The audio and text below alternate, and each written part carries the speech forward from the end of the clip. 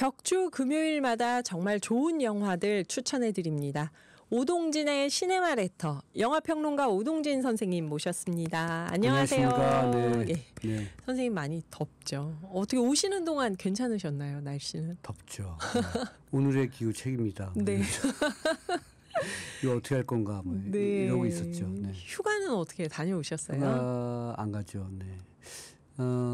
저의 철학. 근데 상파울로 다녀오셨는데 어디 또 뭐 휴가 가실 필요 없죠. 일하러 갔다 왔어요. 그렇구나. 거기서 사실은 상투스인가라는 항구가 있어요. 1시간, 네. 4시간 거리에 네. 왕복으로. 만약에 제가 거기를 갔다 왔으면 일하는 겸 휴가 겸 갔겠죠. 근데 이제 거기 안 가고 상파울로에서 정말 일만 했습니다. 네. 도시 안에서. 네. 원고 쓰고. 네. 진짜 선생님 거기서도 원고 계속 네, 올리시더라고요. 네. 제가 요새 사람이 이제 총량 법칙이 있는 것 같아요. 네네. 예전에 제가 방송을 좀 많이 했었고 원고를 좀 덜 썼었고 요새는 이제 방송을 거의 안 하니까 네. 원고를 많이 쓰는 거죠. 제가 할 수 있는 일이 저는 다른 잡기를 잘 못해요. 뭐 예컨대 뭐 바둑을 잡기라고 하면 안 됩니다만 어쨌든 골프를 친다 그런 것들 있잖아요. 네. 잘 못해요. 그러세요. 되게 다방면에 잘하실 것 같은 분위기인데. 스포츠 젬병이에요. 네. 그러니까 이제 그럼 보는 거는 제가 룰은 다 알고 저도 네. 뭐 야구 좋아하고 뭐 좋아합니다만 직접 하는 것들은 참 못해서 이렇게 원고 쓰는 게 저의 천직입니다. 네. 네, 정말 맹렬하게 쓰고 계시던데. 근데 SNS 보니까 어디 멀리 가셔서 콘서트 사회를 보셨더라고요. 네네. 제가 충청남도 천안에 월넛 브라스밴드하고 좀 친해요. 월넛 브라스밴드. 천안이 뭐가 많이 나죠? 호두가. 그래서 네. 만약에 거기가 밤나무가 많았으면 체스넛이 됐겠죠. 네. 제가 그래서 처음에 거기 박수웅 악단장하고 이제 좀 가까워졌는데 네. 월넛은 좀 약간 밴드 이름은 좀 그렇다라고 생각했는데 좀 친근해요. 그리고 그 월넛 브라스 밴드가 충남 지역과 이쪽 충청 지역을 돌아다니면서 공연을 해요. 근데 많은 공연 중에 상당 부분이 영화음악 공연이에요. 영화음악 공연이니까 이제 좀 영화 해설도 하고 그래야 되니까 이제 제가 이제 저렴하잖아요. 그거보단 선생님이 이제 모임분들 청중과 호흡을 하면서 잘 하실 수 있으니까 불렀겠죠. 이번에 또 특히 이제 그 히사이시조를 연주를 한다 그래서 대부분 이제 미야자키 하야오의 애니메이션이니까 그래서 네. 뭐 바람계곡의 나우시카부터 해서 제가 또 다들 하야오 건 다 봤으니까요. 네. 그래서 겸사겸사 잠깐 까먹은 것은 제가 사실 좀 뒤져보기도 하고 그래서 가서 공연했는데 네. 이 월넛 브라스 밴드가 저랑 한 4차례인가 이렇게 했었거든요. 그 전에 뭐 사실은 뭐 엔니오 모리코네 음악도 연주하고 이걸 브라스 밴드로 한다고 생각해 보세요. 네. 이게 좀 다르거든요. 이번 공연 잘하더라고요. 히사이시조가 좋아했겠어. 알았으면. 그래서 굉장히 좋아하고 사실은 이런 공연도 저작권 문제나 이런 것들이 다 있어서 저작권 문제를 좀 슬기롭게 피해가는 방법 중 하나가 약간씩 편곡을 해요. 네.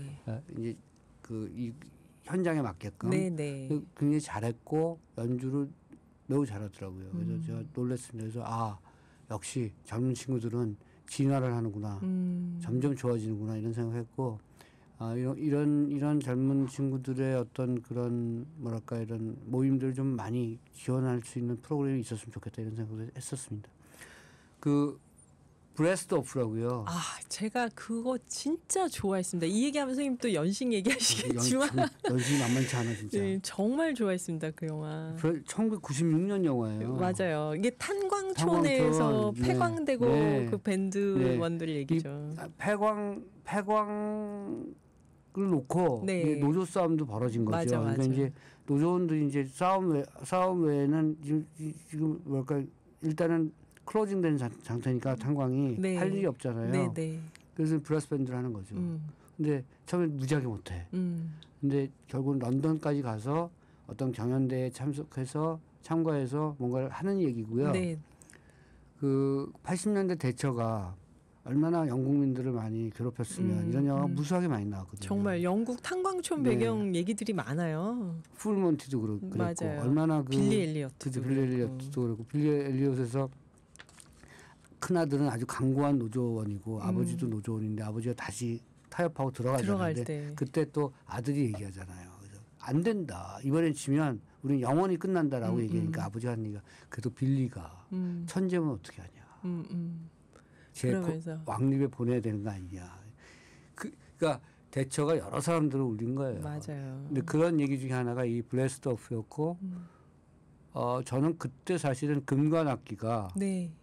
이렇게 합주를 하면 네. 이렇게 멋있을 수 있구나라는 것도 물론 이제 영화에서 많이 포장했겠습니다만 사실 지금 봐도 굉장히 좋은 영화고 좋은 음악 연주였었어요. 그래서 저는 여러분들께 권해드리고 싶은 블레스드 오프라는 영화인데 보시기가 참 어려울 겁니다.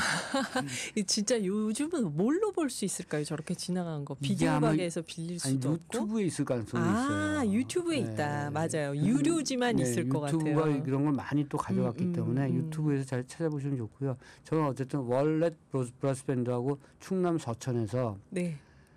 저는 전혀 절대 지역을 폄하하는 얘기가 아니고요. 네. 떨려요. 그런 말씀하시면 무슨 지역 얘기 제가 나올까? 서천을 갈 때 네.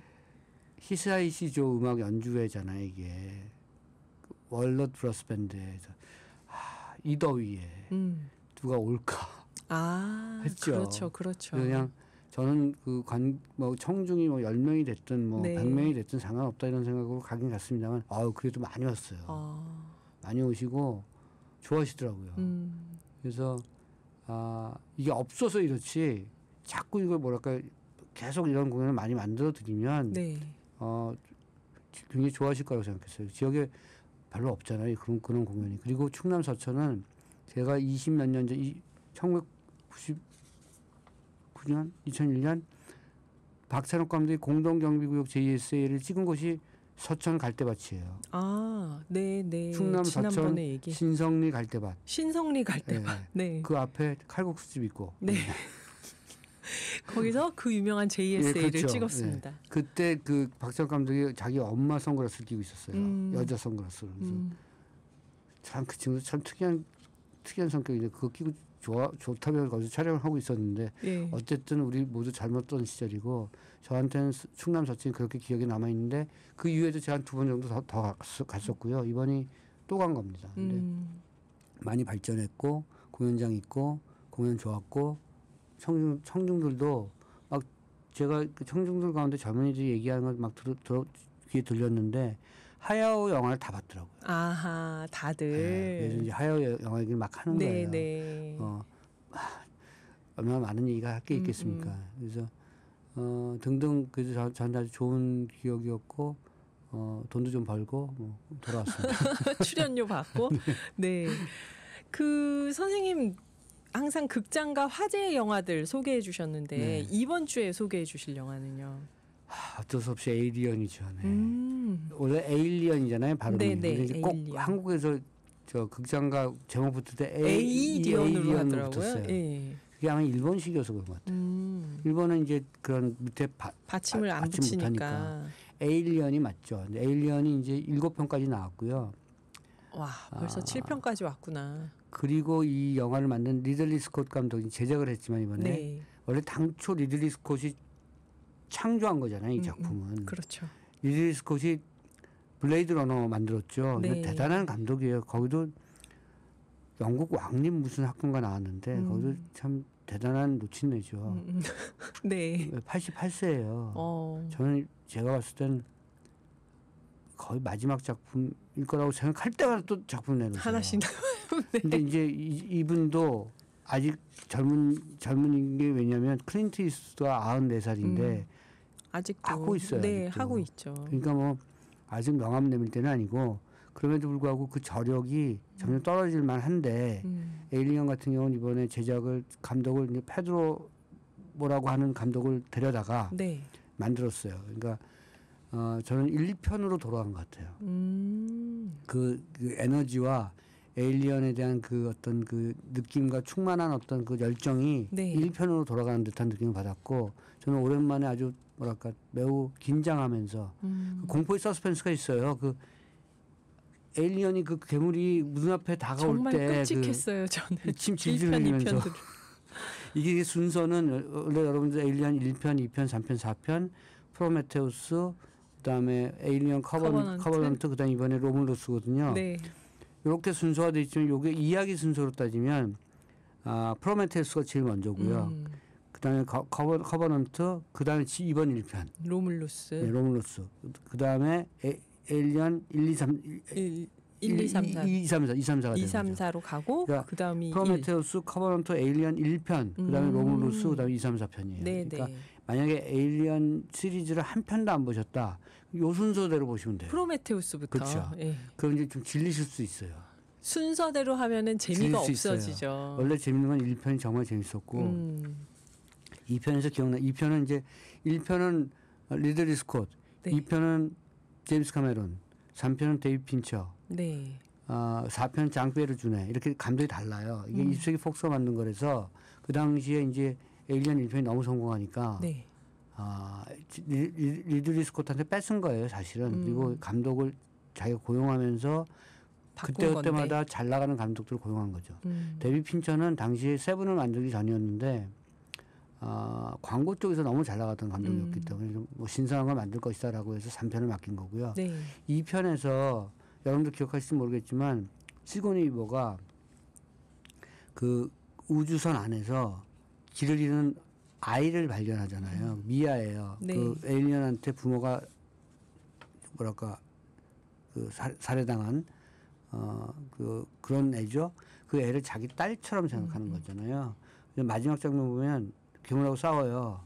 그때 애를 안고 한 손에 기관단총 같은 거 들고 속사포 소총을 들고 에일리언한테 뭐라고 하냐면 영어로 얘기하면 Get out from her, you bitch이래요. 한국말로 하면 꼭 안 하셔도 되니까. 이 자식아 너 꺼져. 그거는 굉장히 순한 말이고. 네, 제가 아주 부드럽게 했습니다 지금. 그게 그때 그게 굉장히 뭐랄까 그 사람들한테 그게 1986년이거든요. 년이거든요. 그러니까 여성 전사가 없었던 때. 맞아요. 여성 전사가 진짜 없었을 그때 때 그랬다. 애를 안고 그리고 이제 남자는 그 우주선 안에 그 중위는 다쳤어 또. 네. 마이클 빈이었는데 그래도 나름 용맹한 군인이었는데 다쳐가지고 빌빌대요. 그러니까 거기는 제껴놓고 혼자서 이제 에일리언 엄마랑 싸우는 거예요. 에일리언 엄마 크잖아요. 네. 근데 그때 아까 얘기했던 꺼져 이 자식아. 네. 아주 심한 욕이에요, 여러분. Get out from her, you bitch 이렇게 하는데 네. 그 대사가 굉장히 귀에 박혔어요. 그래서 여성이 자기 아이를 지키기 위해서 모성의 힘을 발휘해서 괴물과 싸우고 세상과 싸우는 모습이 굉장히 큰 감흥을 줬고 그게 굉장히 유명했었죠. 연출은 리들리 스콧 1편보다는 못했어요. 제임스 카메론 2편이 네. 좀 너무 좀 뭐랄까 이렇게 전형적인 이야기 구조였습니다만 가장 대중적인 어떤 그런 호응을 받았고 3편에서 약간 실패했고 데이비드 핀처가 좀 약간 좀 어렵게 만드는 분 아닌가요? 데이비드 핀처가 원래? 잘난 척해요. 약간 그냥 재수없게 만들 때가 있어요. 근데 3편이 약간 재수없게 만든 케이스인데 사실은 그게 종교적 구원과 이런 게 있었고 심오한 어떤 내용을 담고 있었는데 그걸 관객들이 받아들이기에는 1, 2편의 내용들의 이어짐이 좀 적었어요. 그러니까 선명한 메시지로 안 그렇죠. 다가간 거죠. 4편은 이제 장베르 주네는 델리카트슨이라는 영화 기억하세요? 그럼요. 연식이 만만치 않아. 그럼요. 델리카트슨도 진짜 충격 속의 영화였죠. 네, 사람을 먹을 수도 있다는. 빨간 피가 그냥 쭉쭉 흐르는 그런 네. 포스터에 피가 흐르는 포스터였어요. 그렇죠. 이렇게. 근데 델리카트슨 만든 장베르 주네가 에일리언을 어디에 넣냐면 물로 넣었어요. 수중에서 에일리언이 오는데 야 네. 그게 이제 다리우스 콘지라고요. 촬영 감독으로서 유명했던 그 사람이 찍었고 그런 측면에서 4편 또 화제를 모았었어요. 그리고 네. 뚝 끊겼죠. 그리고 나서 이제 리들리 스콧이 자기의 연출권을 갖고 다시 돌아와서 그렇죠. 그 자기가 권한을 갖고 에일리언을 복원하겠다. 그래서 프리퀄을 만들기 시작한 게 프로메테우스, 에일리언 커버넌트, 그다음에 이번에 로물루스입니다. 그러니까 왜 왜 생겨나게 됐느냐는 거잖아요. 에일리언이. 왜 사람들과 접점이 생겼느냐 이런 거거든요. 그러니까 시작을 프로메테우스부터 보시면 되고요. 모든 것은 인간의 과한 욕망 때문입니다.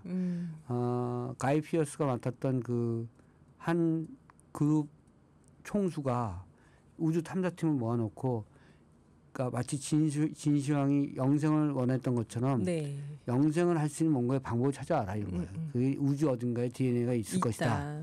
유전자를 찾아라 이런 거죠. 거기가 시초였고요. 그래서 이제 에일리언이 이제 이렇게 돼서 이번 7편은 이제 완성판이에요. 제가 요것만 팁을 드리면, 그럼에도 불구하고 하나 의문이 드는 게 뭐냐면 모든 탐사선이 그렇게 괴물하고 괴롭힘을 당하고 그렇게 공격당하고 그렇게 죽잖아요. 그럼에도 불구하고 그 DNA를 꼭 가지려고 해요. 그러게요, 여러분. 뭔가 연구를 하려고 해요. 이 얘기는 2부에서 이어가겠습니다. 선생님이 1부에서 우리가 에일리언 얘기를 하다가 네. 말았는데 네. 왜 네. 그렇게 공격받고 그렇게 목숨이 위태로운데도 네. 에일리언 그 뭐랄까 새끼 에일리언을 꼭 가지고 오려고 하고 이러거든요. 맞아요. 그래서 왜 저러지 그랬어요 저는. 근데 이제 오면은 커져서 이상해지는데. 이번 7편에 네. 그 답이 나옵니다. 오. 왜 그랬는지. 이게 왜냐하면 제가 말씀드리기는 그렇습니다만 어쨌든 이게 배경이 만 년이 넘었을 때예요. 네. 아닌가? 2100 몇십 년인가? 어쨌든 미래 세계인데 네. 그렇게 뭐 영화 듄처럼 만년 단위는 아니고 네. 아마 지금 2024년이죠. 네, 네. 2100 몇십 년인 것 같아요. 그 정도? 네, 그 정도. 근데 그때도 우주 행성이 개발이 됐던 때예요. 우주 식민지가 만들어지는 거고, 인간이 판단하고 인간이 깨달은 게 뭐냐면 인간의 몸이 우주에 안 맞아. 아, 나가 봤더니 이게 안 안 맞아. 맞는다. 그래서 인간이 모든 것에 취약해요. 네. 바이러스, 기후 다 취약해서 근데 우주 식민지를 개척하려면 인간의 노동력이 많이 개입을 해야 되고, 네. 실제로 그런 것들이 좀 단련이 돼야 되는데 안 되는 거예요. 그래서 많이 죽어요. 나가서. 네. 그러니까 병약해져서 죽고 네. 힘들어서 죽고, 그러니까 마치 그 살상 병기를 만들듯이 우주 행성 시대에는 우주 행성에 맞는 인간의 육체를 만들어야 된다고 생각한 거죠. 거기서 살 수 있는. 그렇죠. 그랬을 때 원래 우주에서 살았던 그게 크리처인지 인간인지 모르겠지만 생명체가 있었다면 네. 그거는 적응하고 산 거니까 네. 그 DNA를 연구하면 만들 수 있다. 사람도 그렇게 될 수 있지 않을까라고 생각했는데 리들리 스콧이 창조해낸 1편에서 지금 7편까지 보면 네. 이거는 새로운 인류를 만들고 싶어하는 인간의 본성 같은 걸 또 자극하는 거예요. 그래서 로물루스구나. 네. 그래서 사실은 신을 분노하게 만드는 거예요. 이 영화의 어떤 지점은 뭐냐면, 신이 인간을 창조했다고 많은 사람들은 생각하는데 인류의 반은 그렇게 생각하잖아요. 네, 네. 그런데 그 인류가 스스로 새로운 인류를 창조하려고 하는 거죠. 그건 진화하고 다른 거예요. 네. 이런 지점에서 이 영화가 이제 매듭을 짓는 거죠. 근데 저는 제가 봤을 때 이번 7편 이후에도 그런 매듭을 좀 지었거든요. 네. 그랬을 때 인간이 신이 되려고 했을 때 어떤 결과를 초래하는가는 얘기를 매듭을 좀 지었는데 또 나올 것 같아. 이제 끝이야 싶으면 또 나오고. 저는 여기서 끝내야 되는 게 맞다고 생각해요. 얘기 좀 마무리했어요 이제. 그러면 안 된다. 인간은 물론 이제 인간이 진화하는 거는 신이 허락한 건데, 네. 제가 뭐 신을 믿는 어떤 사람은 아닙니다만 신이 거기까지 해준 것 같아요. 제 느낌에. 니네들이 알아서 거기까지는 가봐라. 발전시켜라. 네. 스스로 좀 진화시켜라. 이건 했는데 니들이 스스로 만들려고 하지 말아라고 했거든요. 근데 이제 여기까지 했으니까. 에일리언 시리즈도. 만들어 봤거든요. 네. 7편 보시면 만들어 봐요. 네. 실제로 만들어져서 그때 어떤 몰골인지가 나와요. 끔찍하죠. 그러니까 아까 누군가 말씀하셨잖아요. 네. 이 편이 끔찍했다고. 네. 네, 이번 7편 나름 끔찍하죠. 이제 그런 것들을 매듭을 지었으니까 저는 에일리언은 이제 더 이상 만들면 안 된다라고 생각하는데 이 88세 노인께서 여전히 노욕이 있어서 또 만들 수도 있죠. 그렇지만 90까지 계속 하실 수 있기 때문에 또 뭐가 왜냐하면 나올지 이제 모르죠. 클린트 이스트우드하고 리들리 스콧이 다른 점은 네. 클린트 이스트우드는 직접 하세요. 지금 너무 마르고 촬영장에서 버티실까 할 정도로 사진을 보면. 그런데 리들리 스콧은 이제 대타를 내세우기 시작하는 거예요. 감독을 기용해. 젊은 감독. 맨인 더 닥을 찍었던 감독이래. 네. 이렇게 잘 만들어 데려와. 이렇게 해서 내가 이렇게 생각하는 이렇게 찍어 이렇게 해서 하는 거죠. 그러니까 또 나올 것 같네요. 그러면 그렇죠. 네. 아무래도 제가 봤을 때 7편 이상은 좀 약간 아류가 될 것 같고 네, 그럴 것 같습니다. 어쨌든 7편은 한 번쯤 챙겨서 보시면 좋습니다. 그리고 프로메테우스하고 에이리언 커버넌트는 심오해요. 사실은 인간이 할 수 있는 인간적 능력의 한계는 어디인가? 그 이성적, 본능적 그런 한계는 무엇인가라는 것들을 끊임없이 시도하려고 하는 못된 심성에 대한 얘기를 하고 있거든요. 그것이 결국 인간을 구원할 것인가, 인류를 뭔가 어떤 그 큰 문제에서 구출해낼 것인가, 이건 굉장히 다른 문제라는 거고요. 네. 그런 얘기를 하고 있는 작품입니다. 그러면 지금 3802님이 이런 질문을 주셨어요. 이번 편 기사를 보니까요. 4년 전에 죽은 배우가 나와서 논란이던데요. 이번 로물루스에서. 이안 홈이라는 배우, 영국 배우고요. 네. AI로 이제 AI로 다시 재생해냈죠. 영화 속에서 사이보그예요. 사이보그로. 영화 속에서 합성 인간이기 때문에 아마 그런 측면에서 아마 이안 홈을 아마 재생시킨 것 같아요. 많은 분량은 아니고 제가 얘기했던 중요한 부분이 있죠. 왜 자꾸 이렇게. 에일리언을 DNA를 가져가려고 했는가? 우리가 무슨 실험을 하려고 했는가를 이안 홈의 음성으로 얘기를 해줘요. 그러니까 중요한 어떤 대목이고 그 이안 홈이 그 1편과 연결시키기 위해서 그 어떤 맥락이 필요했는데 네. 돌아가셨으니까. 그래서 저는 AI가 영화를 대체할 수는 없다고 생각하는데 네. 이런 식으로 부분적으로 끼어들 수는 있다고 생각하고 이거는 나쁘지 않다고 생각했어요. 저는 그 어색하게 생각하지 않고 그게 어색하거나 도덕적 문제라고 얘기하시면 그게 왜 도덕적 문제일까라고 저는 생각하고 있는 거죠. 영화의 효과를 위해서 그렇게 할 수 있다.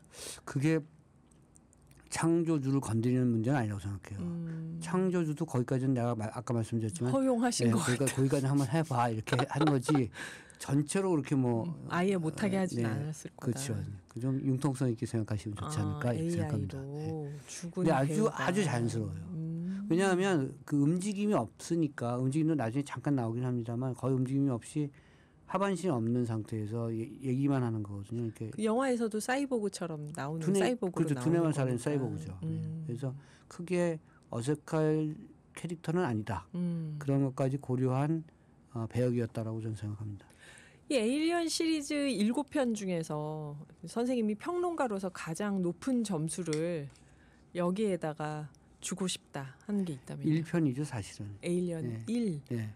그거는 리들리 스콧이 H.R. 기거와 네. 그 스웨덴의 초현실주의 화가죠. 기거라고요. 있습니다. 그 광인이죠. 네. 그의 그림을 보면 정상이 아니에요. 저는 그렇게 생각합니다. 이거는 많은 예술가들은 정말 뛰어난 예술가지만 그중 10%는 정상이 아니기 때문에 저런 예술이 나온 사람들도 있다고 저는 생각하는 사람 중 한 명입니다. 네. 저게 어떻게 멘탈이 일반적인 사람한테서 나온 그림일까? 또는 그런 뭐 음악일까? 이런 생각할 때가 있거든요. 네네. 기거는 아주 그로테스크한 그림을 그리는 사람이고 에일리언의 형상을 창조한 거죠. 그러니까 리들리 스콧이 에일리언의 캐릭터를 만들었다면 이 사람은 그 형상을 만들었으니까 이 둘의 결합이 창조해낸 에일리언이다. 에일리언이 1편이에요. 그리고 그때는 타의 추정을 불허하는 상상력이었어요. 어떻게 그렇죠. 그러니까 우리가 외계인을 하면 스티븐 스필버그가 E.T.로 그려낸 외계인이 있었잖아요. 네. 이 1979년 작품입니다만 그리고 E.T.보다 먼저 작품입니다만 거의 비슷한 시기 작품이거든요. 훨씬 E.T.보다 훨씬 그렇죠. 더, 예, SF적인 상상력이 그렇죠. 더 많이 있는. 에일리언인데 한건 나중에 개봉됐어요. 1편은 나중에 개봉됐어요. 나중에 들어왔어요. 2편이 잘 됐기 때문에 나중에 들어온 거거든요.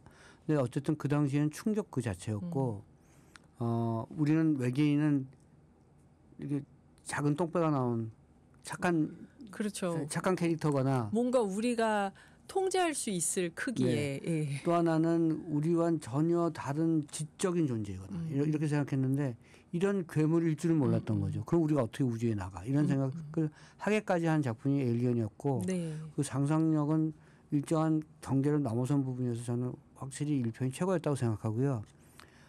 다 돌아와서 네. 제임스 카메론, 데비 핀처, 장피에르 준에 다 돌아와서 다시 리들리 스콧이 그 메가폰을 잡았던 프로메테우스는 우리 존재의 근원에 대해서 탐구하려는 한 영화 감독, 한 노 영화 감독의 그 정신적 노력이 굉장히 돋보이는 작품이었어요. 그건 설명이 잘 안 돼요. 이게 그러니까 어떻게 얘기가 돌아가는 거야. 메비우스의 띠처럼 얘기가 이어지고 있어서 네. 그만큼 복잡한 정신 세계를 보여주고 있는 작품이어서 그것도 상당히 높은 평가를 받아야 될 작품이라고 생각합니다. 근데 어려워서 네. 잘 안 됐죠. 네, 그런 측면이 있습니다. 근데 이제 한꺼번에 펼쳐놓고 프로메테우스부터 보시면 네. 아, 왜 이런 식의 얘기가 진행됐는가, 왜 이런 식의 생각을 하게 됐는가를 아실 수가 있고 1979년에 리들리 스콧이 그때 그림을 짰다는 얘기잖아요. 네. 79년에 그게 너무 놀랍잖아요. 그러니까 지금 그 프로메테우스에서 로뮬루스까지 왔으니까 네. 이 얘기까지를 79년도에 한번 디자인은 전부 했다는 얘기잖아요. 그걸 부분적으로 잘라서 만들어내고 있기 때문에 그 놓친애도 정상은 아니에요. 아 그러네요. 지금 이 로물루스까지의 상상력이 79년도에 그렇죠. 다 있었던 그림 거네요. 한 판 그려놓고 지금 여기까지 이렇게 끊어서 한 네, 거니까 네. 물론 이제 확대 발전됐겠죠. 얘기 자체가. 그렇지만 그럼에도 불구하고 이 스콧 감독도 정신세계가 굉장히 놀라운 그런 감독이죠. 10% 안에 드는 그쪽이죠. 그쪽이에요. 그러니까 예. 같이 살면 피곤한 남자. 네. 절대 예. 같이 살면 안 되는. 네. 선생님이 에일리언 1하고 프로메테우스가 좋았다고 하시는 거 보니까 리들리 스콧 감독의 어떤 원형 네. 그 창조력 이걸 높이 생각하시는 듯해요. 그리고 리들리 스콧이 많은 좋은 영화를 만들었기 때문에 저는 그 믿음이 있습니다. 그리고 토니 스콧이라는 감독하고 형제잖아요. 그래서 스콧 필름이 이제 영화사고 토니 스콧은 안타깝게도 자살했죠. 네. 그러니까 이제 자기가 영화 만드는 것에 대한 중압감을 견디지 못하는 사람들이 있어요. 네. 토니 스콧도 성공한 감독이지만 형인 리들리 스콧을 따라갈 수는 없었을 거예요. 그게 그래서 이제 가끔 이 형제 감독을 보면서 제가 생각하는 게 영화가 도대체 뭔가, 영화가 인간 존재의 무엇이길래 한 사람의 정신세계를 저렇게 억압하는가, 네. 또는 압박하는가. 그러니까 오죽하면 저런 선택을 하는가 이런 생각까지 하게 했고, 스콧 감독도 동생의 그 죽음에 대해서 굉장히 큰 충격을 받아서 계속 존재의 근원에 대해서 파고드는 영화를 만들고 있는 것 같아요. 네. 네. 여기까지. 네. 아유, 여러분 이 음악하고 어쩐지 어울리는 것 같아요. 밥 딜런의 Knocking on Heaven's Door 듣고 이어가겠습니다. 이게 지금 90만이 넘었거든요. 100만이 넘을 기세고 지금 여름 영화 시즌에 극장가를 살리는 영화 중에 하나입니다. 그러니까 에일리언, 로뮬루스, 그다음에 파일럿, 그다음에 핸섬 가이즈. 이게 이제 제가 그렇게나 원하던 그 시대 뭐냐면 1000만 영화 한 편보다 100만 영화 10편이 낫다. 이런 걸 제가 주장해 왔는데 요즘 좀 그렇게 되고 있어요. 그리고 아마 이 에일리언이 아마 100만이 좀 넘을 것이고 150만 정도 갈지 않을까 이렇게 생각하고 있습니다. 네, 그렇네요. 진짜 지금 분위기가 여러 개로 나눠서 가네요. 400만 했어요. 그래서 저는 그것도 깜짝 놀라고 있습니다. 네. 그 베테랑 2가 좀 있으면 9월에 개봉을 한다고 하던데 이건 어땠나요, 선생님? 유승환 감독이 요새 약간 속된 말로 하면 안전빵 영화를 만드는 거예요. 유승환 감독님이. 네, 유승환 감독이 베를린 같은 영화 정말 아주 도발적인 영화를 만들기도 하지만 네. 요새 이 친구가 좀 약간 지쳤어요. 너무 영화 만들기가 너무 힘드니까. 그래서 저한테도 본인이 한 말인데 좀 쉬운 장르 영화를 만들고 싶다는 거예요. 그래서 만든 영화가 밀수예요. 좀 자기도 좀 즐기면서 영화를 만들고 싶다. 네. 이런 얘기를 해서 베테랑 2는 베테랑 1이 너무 잘 됐으니까. 네. 형사 얘기는 또 할 수 있으니까. 그래서 베테랑 2를 만들었죠. 근데 깐네에서의 반응은 그다지 그렇게 크게 좋지는 않았습니다만 네. 워낙 굵기가 있는 영화라. 그래서 사람들이 똑같아요. 유승환이란 감독이 자기가 좀 뭐랄까 이렇게 놀면서 즐기면서 영화를 만들고 싶다고 하는 것처럼 관객들도 놀면서 즐기면서 영화를 보고 싶어하는 그런 이 뭐랄까 그 감성이 서로 만날 수가 있거든요. 네, 이러면 네. 영화는 터질 수 있습니다. 황정민 씨가 또 나오고 그러니까 음. 개인적으로는 이제 이렇게 하면 또 이제 범죄도시 시리즈인가 뭐 이렇게 생각됩니다만 앞으로 베테랑 3, 4 계속 나오는.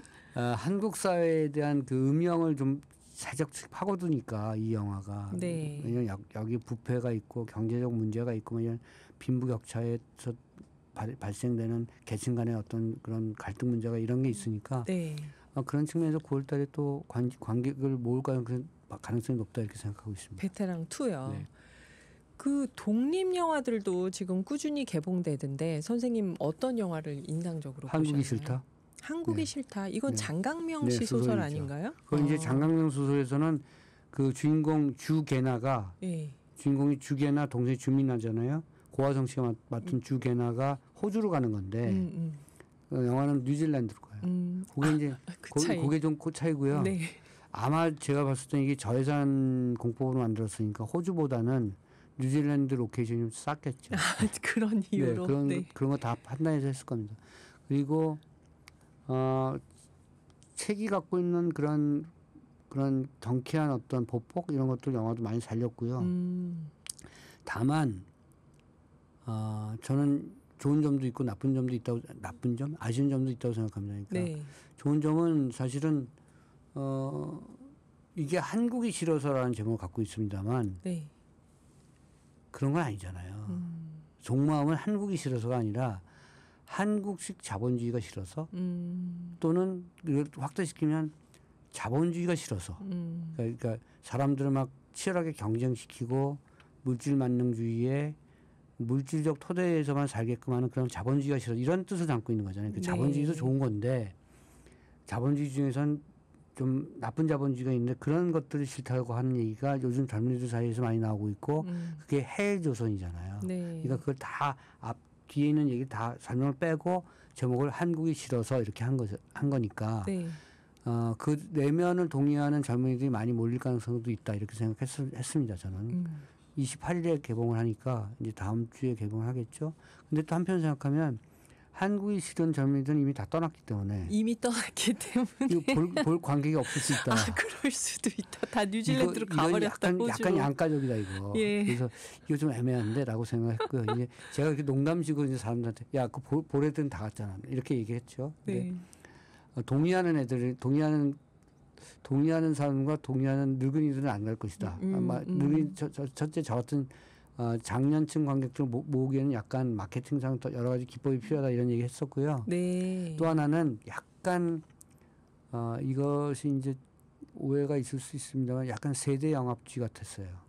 세대 영합주의. 영합주의. 그러니까 한 세대. 그러니까, 네. 그러니까 MZ 세대라고 불리는 그 세대만 영합하려고 하는 그런 느낌 네. 이런 거 있죠. 요게 그 친구들이 듣기 좋은 말들로 이제 하고 싶은 말들로 그 초점을 친구들만 맞춘 공감할 수 건가요? 있는 얘기 이런 거죠. 이걸 약간 보편적인 어떤 걸로 좀 튀겨야 되는데 그런 부분은 연출이 좀 약간 안이하게 간 게 아닌가 하는 생각이 들었고 사실은 헬조선 MZ 세대의 문제는 매우 정치적이고 사회구조적 문제라 이런 것들도 살짝 넣어줘야 되거든요. 근데 그렇게는 안 간 것 같아요. 아마 이랬겠죠.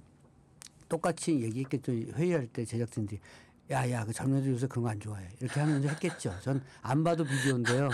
근데 이제 그렇기 때문에 이제 저는 그런 부분이 좀 아쉽다. 네. 그런 부분 좀 넣었으면 더 좋았겠다 이런 생각하지만 그 꼰대 얘기야 이렇게 생각했을 가능성이 높습니다. 근데 이 장강명 소설을 만든 이 한국이 싫어서는 일정한 반향을 모을 것이라고 생각하고 고화성 씨가 연기 잘했어요. 연출도 장건재가 독립영화 쪽의 기수고 네. 약간 준상업 영화를 만든 케이스예요. 준상업 네, 영화. 그래서 물론 예산 작습니다. 네. 이거 외에 이제 그 신동일 감독의 문경이라는 작품이 있습니다. 네. 말 그대로 문경 가는 얘기예요. 네. 문경세제 문경이요. 문경. 거기 저 단양 팔경. 네. 문경이 정말 좋은 곳이잖아요. 한 도시생활에 지친 한 여자 주인공이 어디를 내려가더니 문경에서 한 비구니를 만나게 되고 뭐 이렇게 벌어지는 에피소드 얘기고 착한 영화죠. 그리고 여기 오히려 아픔을 많이 밑에 깔고 있어요. 세월호의 아픔부터 해서 무슨 뭐 이런 등등 아픔 뭐 여러 한국사에서 벌어졌던 여러 사회적 사건들의 아픔을 담고 있고 학교 폭력의 문제도 약간씩 담고 있고 네. 물론 이제 짚고 가는 수준이긴 합니다만 의도적으로 그런 얘기를 좀 깔고 있는 작품이 문경이고 궁극적으로는 이제 그 힐링을 받으려고 하는 많은 젊은이들의 안타까운 모습도 담고 있죠. 저는 사실은 참 이렇게 양가적인 마음이 드는데요. 아까 말씀드린 것처럼 한국이 싫어서는 좀 세대 영합적인 어떤 느낌이 있어서 그게 아쉽다고 생각했고 네. 문경은 착한데 너무 착해요. 너무 착해. 아하. 이러면 약간 어딘가 상업적으로 영합을 하거나 이런 에피소드를 좀 자기적으로 좀 넣어서라도 네. 재미를 좀 이렇게 뭐랄까 부풀릴 수도 있어야 되는데 네. 이건 또 너무 그쪽으로 안 했어. 그러니까 독립 영화는 약간씩 뭐랄까 이제 양념을 좀 배워야 될 때다 이렇게 생각하고 있습니다. 네. 장건재 한국이 싫어서 신동일의 문경 최근 주목할 만한 독립 영화로 추천해 주셨고요. 그래도 꼭 보세요. 네. 오늘도 오동진 선생님과 좋은 영화 얘기 많이 했네요. 선생님 감사드립니다. 고맙습니다. 다음번에도 잘 부탁드립니다. 저는 너무 버벅여서 죄송합니다. 아닙니다, 선생님. 네.